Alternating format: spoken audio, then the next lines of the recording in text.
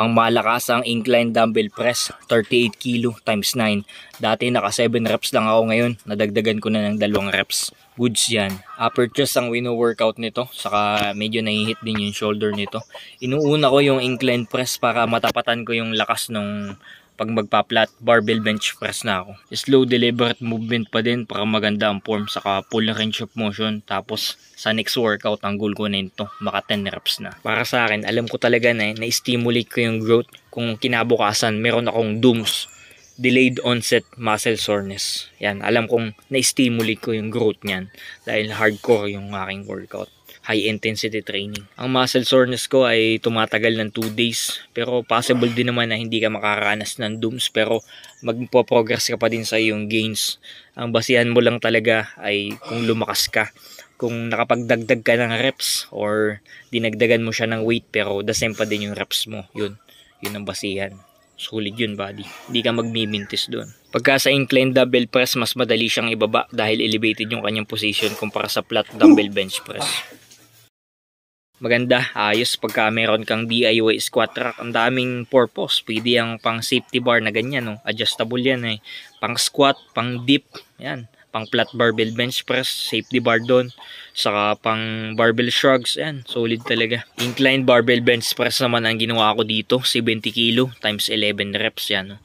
Slow deliberate movement pa din. Talagang quality, brother. Kung gusto mo din, buddy, na magkameron ka ng sarili mong home gym sa inyong bahay, syempre ang una mo munang gagawin ay gumawa ka na mga dumbbell plate or barbell plate. Tulad nitong mga akin, pinakamagaan ko dito ay 4 na kilo, then 8 kilo, 11 kilo, 18 kilo, then 22 kilo.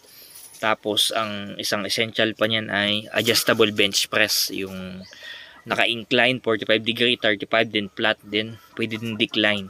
Tapos ang pangatlong pinakamahalaga dyan ay itong DIY squat rack. Gayahin mo na lang itong design ng akin para hindi ka na mahirapang mag-isip pa kung anong gagayahin mong design. Napakadaming uses nito.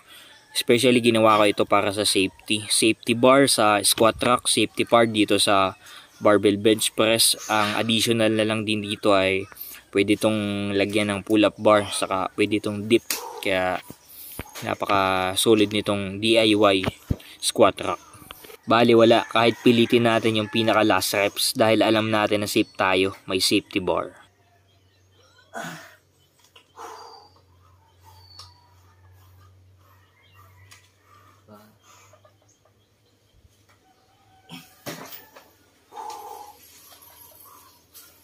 ...88 kilo barbell bench press times 5 reps. Hindi ko na sinama yung unang reps na galing dun sa safety bar.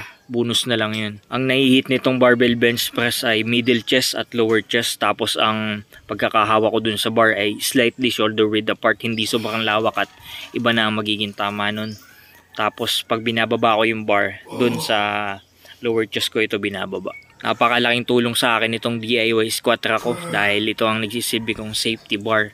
Paano na lang kung wala itong gantong safety bar, hindi ako mag-a-attempt ng ganto kabigat dahil walang mag-a-assist sa akin, walang mag-i-spot. Pero pag may ganito, bali wala. Yan, sinasagad na natin sa 5. Yan yung pinakamahalagang rep, yung last rep. Tapos naka-arc yung likod ko dito, powerlifter style to. Dito mag-a-attempt pa ako ng 6 reps. Napakaganda sana kung meron akong malakas na spotter dahil pwede niyang iangat yung bar at kaya ko pang makagawa doon ng 2 negative reps para mas lalong ma-stimulate yung growth. Dalaw mong 88. Weighted dip, ito ang finisher ko sa chest workout.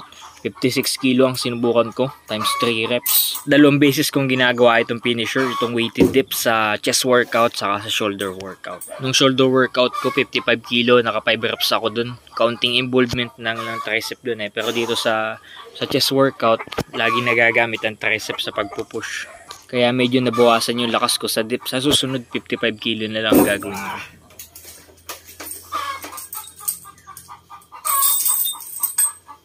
Abs workout, hindi mo mawala yan.